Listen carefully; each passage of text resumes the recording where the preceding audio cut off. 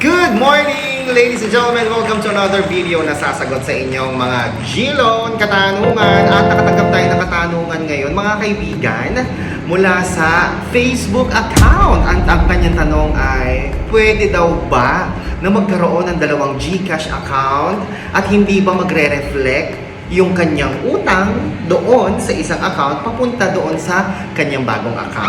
Ako mga kaibigan, napakagandang katanungan yan.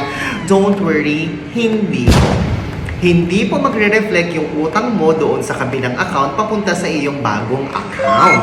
Okay? Kasi isang account lamang ng GCash ang pwedeng magkaroon ng eligibility sa G-Loan at sa G-Gives. Pero sa G-Credit, pwede ka rin magkaroon sa iyong bagong account. Kung yung bagong account mo ay magkakaroon din ng mataas na G-Score at magkakaroon din ng G-Save sa CIMB. Dahil ang G-Credit po ay powered by CIMB.